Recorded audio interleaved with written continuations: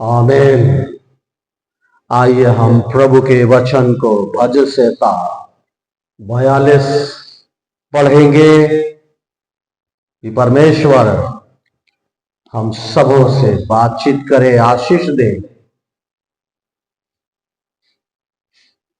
भजन संहिता 42 जैसे हरनी नदी के जल के लिए हाँफती है, वैसे ही हे परमेश्वर मैं तेरे लिए हाँफता हूं।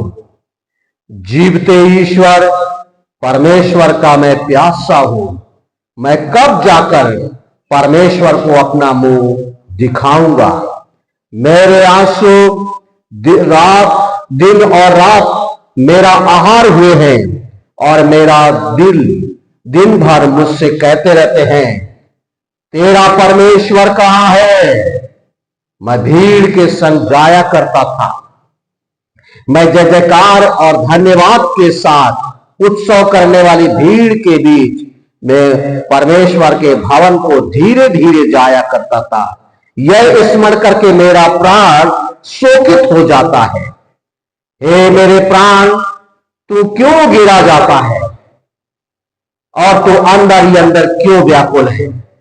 परमेश्वर पर आशा लगाए रहे, क्योंकि मैं उसके दर्शन के उद्धार पाकर फिर उसका धन्यवाद करूंगा। हे मेरे परमेश्वर, मेरा प्राण तेरे भीतर गिरा जाता है। इसलिए मैं यरदन के पास के देश में और हारमोन और पहाड़ों और मिस्गार की पहाड़ी के ऊपर से तुझे स्मरण करता हूं। तेरी जलाशयों का शब्द सुनकर जल जल को पुकारता है। तेरी सारी तरंगों और लहरों में डूब गया हूं। तौबे दिन को यहोवा की शक्ति मुझ और करुणा प्रकट करेगा। रात को भी मैं उसका गीत गाऊंगा और अपने जीवनदाता ईश्वर से प्रार्थना करूंगा। मैं ईश्वर से, जो मेरी चट्टान है, कहूंगा, तू मुझे क्यों भूल गया। मैं शत्रु के अंधेर के मारे क्यों शोक का पहरावा पहने हुए चलता फिरता हूं।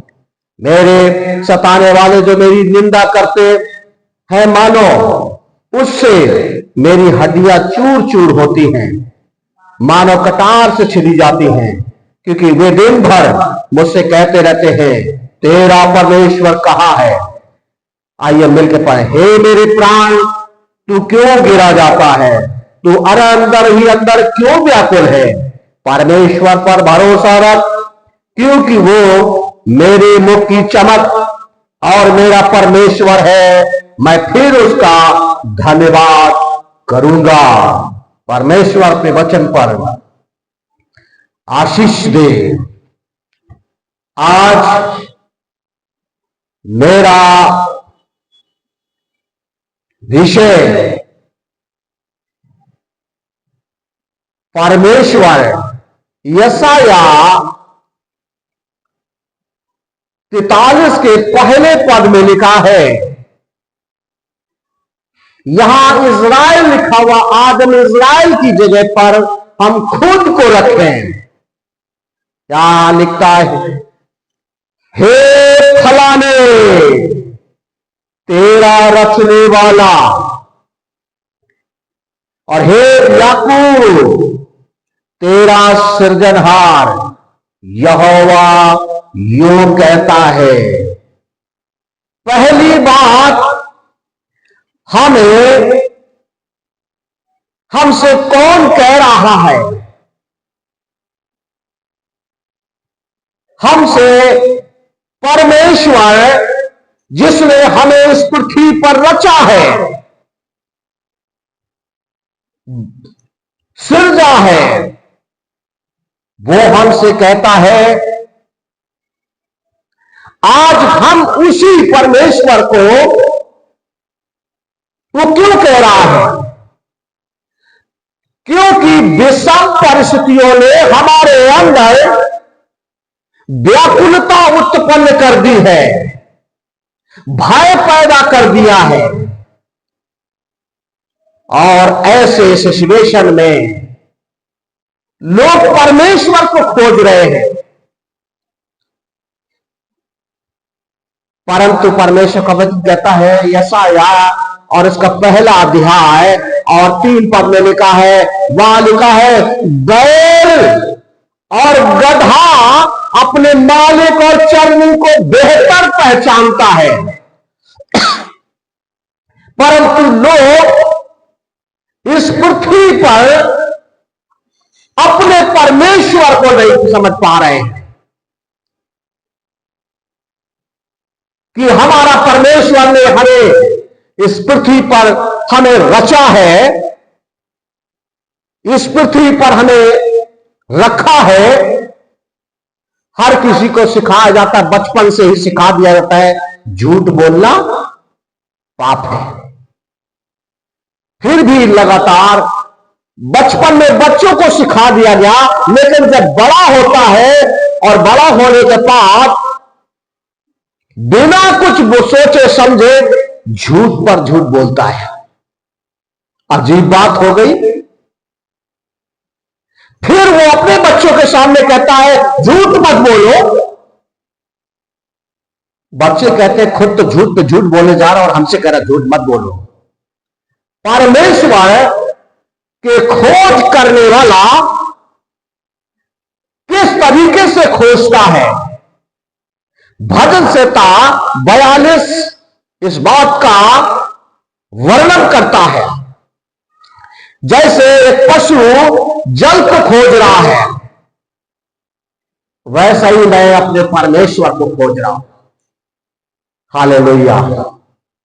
परमेश्वर के वचन में एक बात और भी बड़ी अच्छे से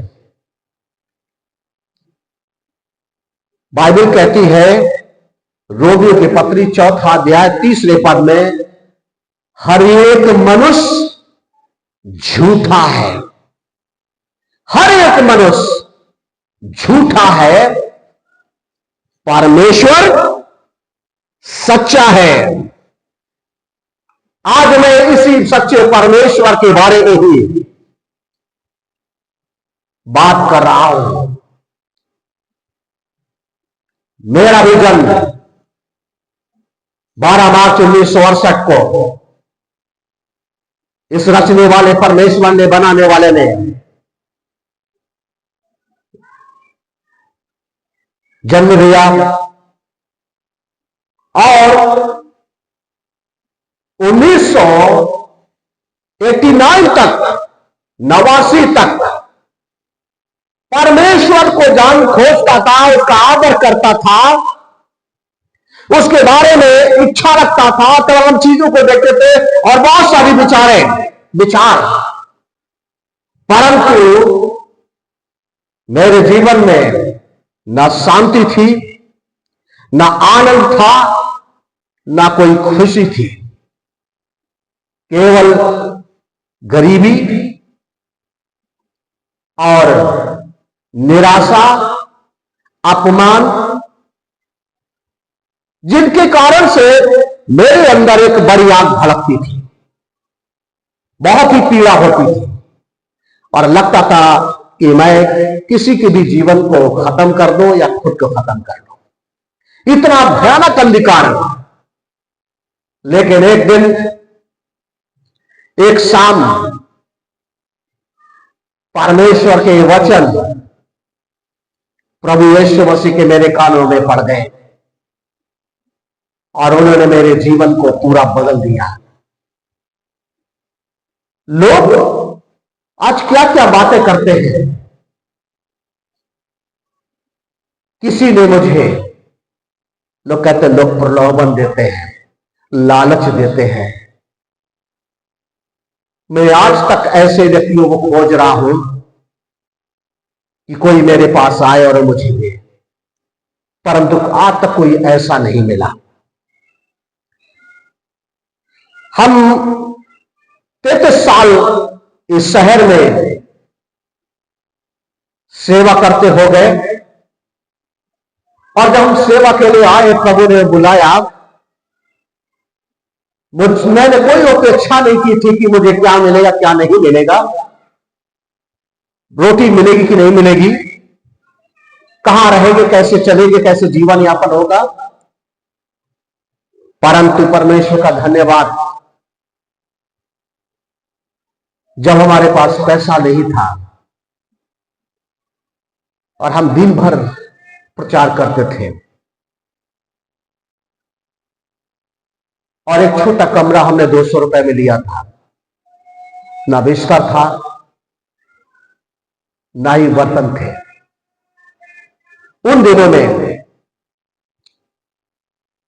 परमेश्वर ने, हम प्रार्थना करते परमेश्वर किसी को ऐसा व्यक्ति को भेज दे जैसा लोग कहते हैं कि हमारी भी मदद करे। मेरे भी जो कोई व्यक्ति तो नहीं आया, मैंने 10 किलो आटा लिया था और 365 दिन हमने खाया, हमारे डब्बे का आटा कभी खत्म नहीं हुआ। ऐसे परमेश्वर पर हम उंगली नहीं उठा सकते। परमेश्वर का वचन हमने प्रचार प्रसार आज तक करते आए, तमाम जिंदगियों को तमाम लोगों से मिला और परमेश्वर ने आज तक संभाल के रखा। हमारे पास जब कभी घर नहीं रहा, हमने किसी और के घर में सामान डाल दिया, हम किसी और घर में रहे, हफ्तों रहे। परमेश्वर का मैं धन्यवाद देता हूं कि हमको परमेश्वर ने सुरक्षित रखा। कई बार ऐसी परिस्थितियां आती थी कि हमारे माता पिता हमसे चाहते थे कि हम उनकी मदद करें, परंतु हमारे पास पैसा नहीं होता था और हमारा दिल अंदर से बहुत रोता था। फिर भी हम मेहनत करते थे, प्रचार करते थे और परमेश्वर से प्रार्थना करते थे, परमेश्वर उनकी मदद कर। इस बीमारी की अवस्था में, घटी की अवस्था में, बुजुर्गी की अवस्था में परमेश्वर ने उनकी मदद की और जब हम गए तो उन्हें भला चंगा स्वस्थ पाया। लोग फिर भी हम आज तक सेवा में चले आए। पिछले वर्षों में हमने अपने बेटे की पढ़ाई के लिए बहुत सारे हमने यूट्यूब पर और तमाम मैसेज व्हाट्सएप पर किए, तमाम तरीके से। कोई व्यक्ति है जो ऐसा करता है, मेरे बेटे की पढ़ाई के लिए खर्चा देते। मेरे एक मित्र के अलावा कोई और नहीं है जिसने आकर कहा हो। इसके बाद मुझे प्राइवेट बैंक से लोन लेना पड़ा, जिसे हमने धीरे धीरे चुकाया। मेरे अजीजों, हम झूठ किसी पर भी दोष लगा सकते हैं, दोष भावना, लेकिन एक बात मैं इस बात के लिए कि जिस दिन मुलाकात यीशु से हो जाएगी, जिस दिन मुलाकात चलते फिरते उठते बैठते हमारे बुरे जीवन में जिस दिन यीशु से मुलाकात हो जाएगी, उस दिन सब कुछ बदल जाएगा और सच हमें पता चल जाएगा, हम ही चिल्लाएंगे। मैं एक व्यक्ति का उदाहरण लेता हूं बाइबल से, लूका प्रेरितों काम और उसके 9वें अध्याय में एक पौलुस साउल नाम का व्यक्ति है और यह साउल मसीहियों के विरुद्ध बहुत काम कर रहा है और एक ही बात वो दिन उसके मन में सोते जागते हैं, कैसे परमेश्वर के लोगों को रोकूं। दाऊद वहां कहता है, दाऊद के सामने भी बहुत सी चुनौतियां आई। भजन 42 में कि कभी मैं भीड़ के साथ जाया करता था, लेकिन कभी ऐसी परिस्थितियां आई, लेकिन शाऊल भी ऐसी परिस्थितियों में क्या कर रहा था, लोगों को बंदी बना रहा था, धमका रहा था, डरा रहा था, सब कुछ कर रहा था। और परमेश्वर के लोगों की बात, परमेश्वर की ओर चलते फिरते उठते बैठते हर समय दिन रात परमेश्वर से प्रार्थना कर रहे थे। इसलिए नहीं कि पौलुस के लिए प्रार्थना कर रहे थे, इसलिए परमेश्वर मुझे सामर्थ्य दे, मुझे सामर्थ्य दे, ऐसे तमाम परिस्थितियों को सामना करने के लिए। और मेरे अजीजों, बाइबल कहती है, प्रत्युत काम 9वां अध्याय और उसका पहले पद से पढ़े 8 पद तक।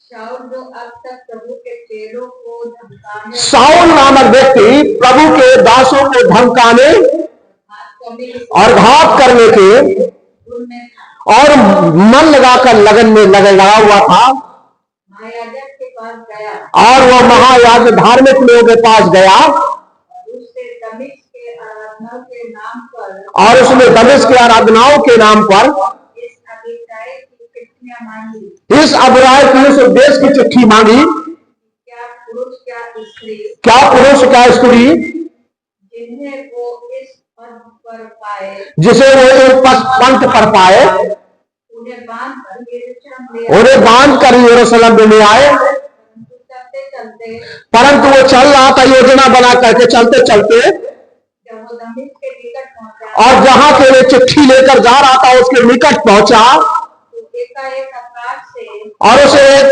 अचानक आकाश से उसके चारों ओर ज्योति चमकी और उसके चारों ओर एक आग ने ज्योति प्रकाश में से घेर लिया और वो भूमि पर गिर पड़ा और उसकी शक्ति छिन गई और उसकी सारी ताकत चली गई और वो जमीन पर गिर पड़ा ये शब्द सुना, और उसे एक आवाज सुनाई दी, हे शाऊल, हे साउल, हे साउल, तू मुझे क्यों सताता है? तू मुझे क्यों दुख दे रहा है? उसने पूछा, उसने पूछा, हे प्रभु तू कौन है? हे प्रभु तू कौन है? उसने कहा, उसने कहा, मैं यीशु हूँ, उसने कहा मैं यीशु हूं जिसे तू सता रहा है, दुख दे रहा है, जिसके प्रति तेरे मन में इतनी घृणा है, जिसके कारण से तू इतना झूठ बोल रहा है, सच्चाई को छोड़ दिया है, पाप को गले लगा लिया है। और इस प्रकार से पौलुस से प्रभु ने कहा, मैं यीशु हूँ मैं यीशु हूं जिसे तू सताता है, जिसे तू दुख देता है, परंतु अब उठकर नगर को जा परंतु अब तू उठकर नगर को जा और जो तुझे करना है और अब जो तुझे करना है वो तुझसे कहा जाएगा। वो तुझसे कहा जाएगा। जो मनुष्य उसके साथ थे जो मनुष्य उसके साथ थे अभाग रह गए, वे अभाग चुपचाप रह गए। शब्द तो सुनते थे सब उन्हें सुनाई दे रहा था, परंतु किसी को देख न। वो किसी को देख नहीं पा रहे थे। तब शाऊल भूमि पर से उठा और तब शाऊल भूमि पर से उठा परंतु जब आंखें खुली और जब आंखें खोली तो उसे कुछ दिखाई न दिया। अंधा हो गया। उन बातों से परमेश्वर ने उसके जीवन को, उन आंखों को यीशु ने बदल दिया जिनसे वो घृणा लेकर चल रहा था, ईर्षा लेकर चल रहा था, हिंसा लेकर चल रहा था, दोष लेकर चल रहा था और तमाम तरीके से वो सारी परिस्थितियां ढक दी। जिस दिन यीशु से मुलाकात हो गई, साउल का जीवन बदल गया और पौलुस बन गया। हम परमेश्वर के वचन से उन्हीं बातों को कि इस पृथ्वी पर रहने वाले हर एक व्यक्ति का रचने वाला परमेश्वर है और वह हर खोजी को कहीं ना कहीं मिलेगा, लेकिन परमेश्वर की प्रशंसा हो, पौलुस की मुलाकात हो गई। यही पौलुस जो परमेश्वर के लोगों को पीड़ा देता था, दुख देता था, दोष लगाता था, उंगली उठाता था, पहले दूसरा कुरिन्थियों 11वां अध्याय में यही पौलुस क्या करता है आज? उस यीशु के लिए, उस यीशु के नाम के लिए 21 पद से पढ़े।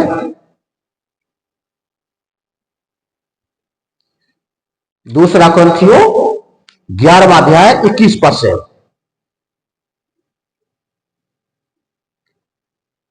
मेरा कहना अनादर ही की रीति पर है, मेरा कहना अनादर की रीति पर है। मानो हम उसके लिए निर्बल थे, मानो कि हम निर्बल थे, परंतु जिस किसी बात में कोई साहस करता है, जिस किसी बात में कोई साहस करता है, मैं मूर्खता से कहता हूँ, मैं मूर्खता के साथ कहता हूँ, मैं भी साहस करता हूँ। तो मैं भी साहस करता हूँ। क्या वे ही इब्रानी है? क्या वही इब्रानी है? मैं भी हूँ। मैं भी हूँ। क्या वे इस्राएली है? क्या वो इस्राएली है? मैं भी हूँ। क्या वे ही अब्राहम के वंश है? क्या वो इब्राहिम के वंश है? मैं भी हूँ। क्या वे ही मसीह के सेवक? क्या वो ही मसीह के सेवक है? पागल के समान कहा क्या कल मसीह के सेवकों के साथ क्या उसका विचार था? आज वो कहता है मसीह का सेवक हूं। हाँ, मैं पागल की नहीं कहता हूं, मैं उनसे बढ़कर हूं।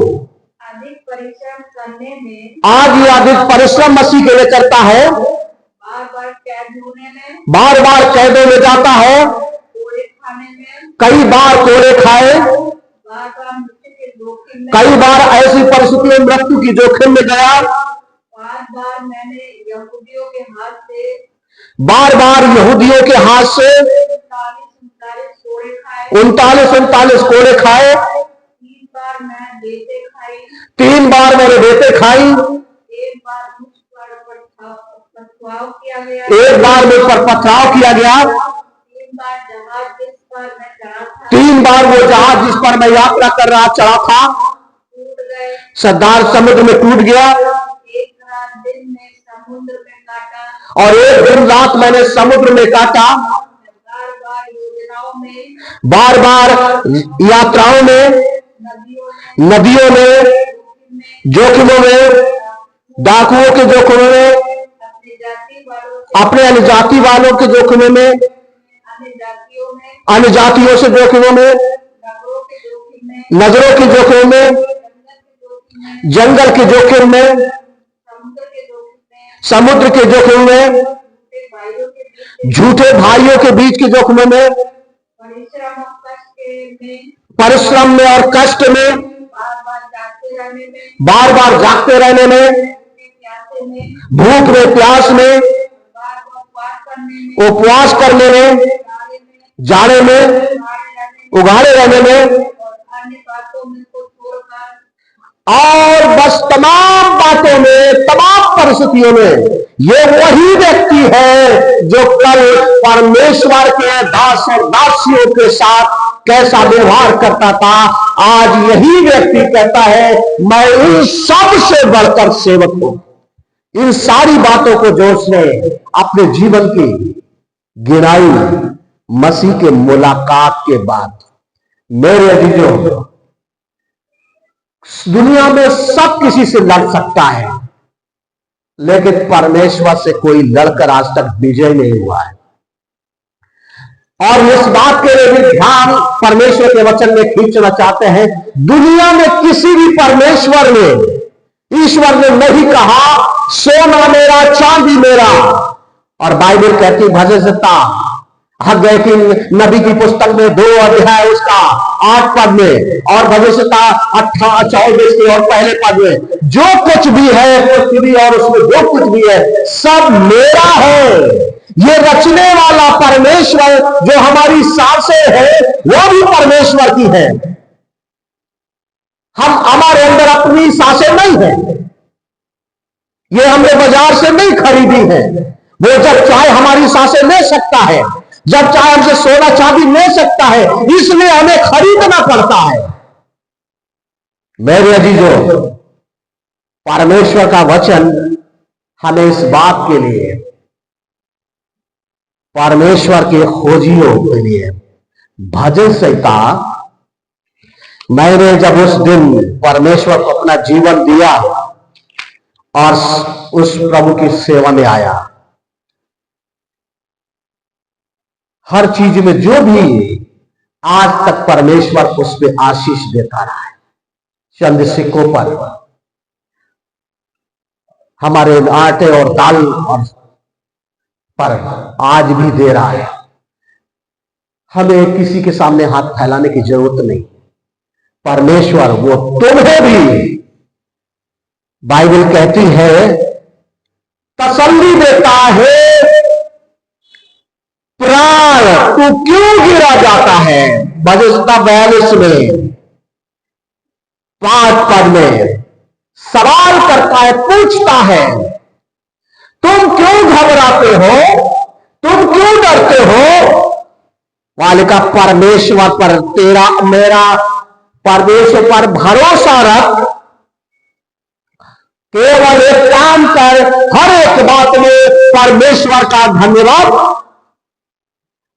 मेरे भी जो परमेश्वर हमसे एक ही बात चाहता है, हर वो अच्छी और बुरी बात में धन्यवाद करे।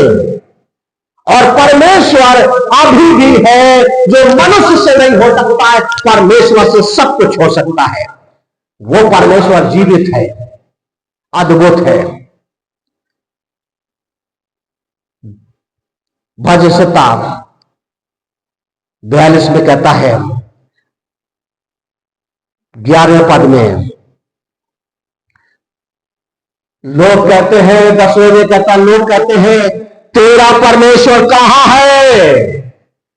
वो कहता, मेरा परमेश्वर यहां है, जो हमें क्या कर देता है? हमारे साथ रहता है। केवल हमें काम करने की जरूरत है, परमेश्वर पर भरोसा। हे प्राण तू क्यों गिरा जाता है?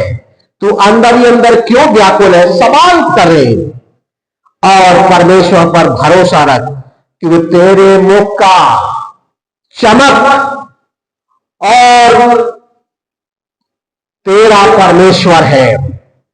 मैं फिर उसका धन्यवाद करूंगा।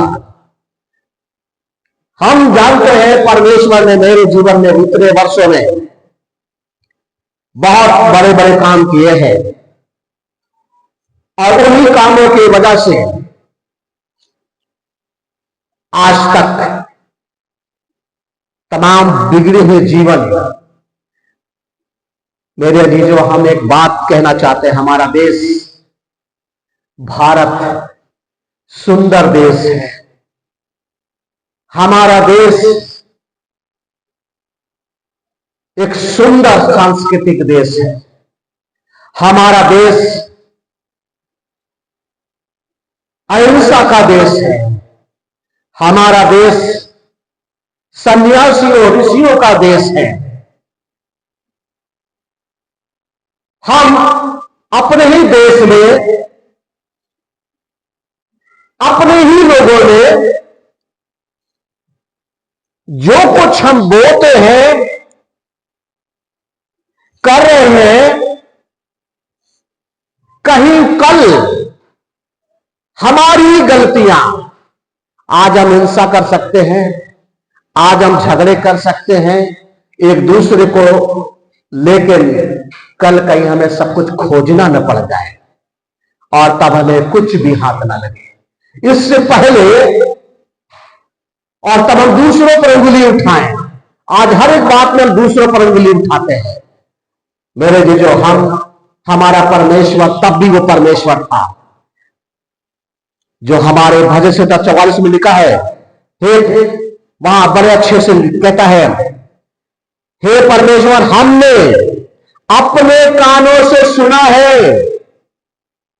अपने कानों से सुना है, हमारे बाप दादों ने हमसे वर्णन किया कि उनके दिनों में प्राचीन काल में परमेश्वर ने कितने कैसे कैसे क्या क्या काम किए हैं। वो परमेश्वर न तब बूढ़ा हुआ था, न आज बूढ़ा हुआ है, न कल परमेश्वर बूढ़ा होगा। वो परमेश्वर तब भी काम करता था और आज भी काम करता है। लेकिन हमारे काम, हमें देखना है कि हम अपने देश, सुंदर देश को कैसे रीति से सुंदर बनाए। उसकी ताकत, उसका सब कुछ है और उसी के हाथ में है। परमेश्वर करे कि हम सब इस बात को समझ पाए, मेरा रचने वाला कोई और नहीं, परमेश्वर है। मेरा रचने वाला सृजनहार परमेश्वर कोई और नहीं, एक परमेश्वर है जिसने हमें इस पृथ्वी पर रखा है। वो हर परिस्थितियों को बेहतर जानता है। मेरी मुलाकात हुई आज इतने वर्षों 36 साल से परमेश्वर से की अगुवाई में चल रहा हूं और जीवन के अंत तक चलूंगा। परमेश्वर उस व्यक्ति का जो परमेश्वर की खोज में तो था लेकिन बुराई ने गले लगा ली थी, और जब उसकी आंखों में से वो चश्मा हटा दिया गया और तब इस व्यक्ति ने, पौलुस नाम के व्यक्ति ने कितना संघर्ष किया। हम जानते हैं परमेश्वर एक दिन आपके भी जीवन से आंखों से ये चश्मा हटा देगा और तब आप समझ पाएंगे हमारा परमेश्वर सचमुच कैसा है। ये भक्तों ने जब लिखा, हे परमेश्वर मैं तेरा प्यासा हूं, मैं धन का प्यासा नहीं हूं,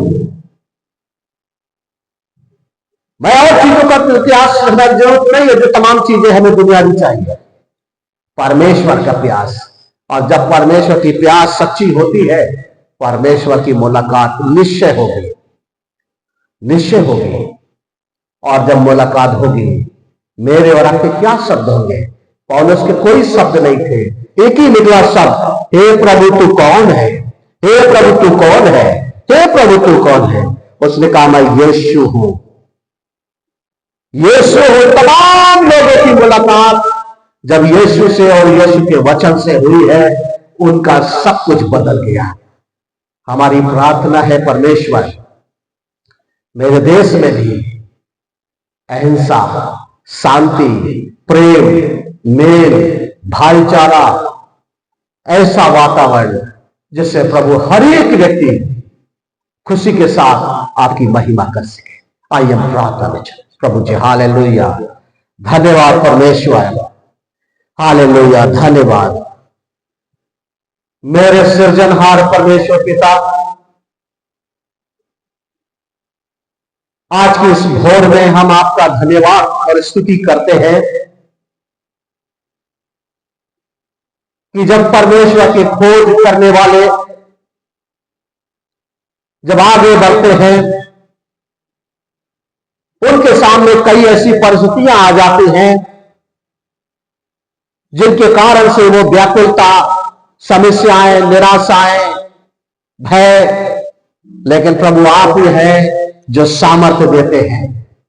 हम भी दुआ करना चाहते हैं अपने देश के लिए, अपने देश के तमाम उन लोगों के लिए जो आज ये सोच कर रखते हैं कि मैं सब कुछ बदल सकता हूं, परंतु उन्हें नहीं मालूम है उनको बदलने वाला आगे खड़ा है, वो इंतजार कर रहा है, वो सब कुछ बदल देगा।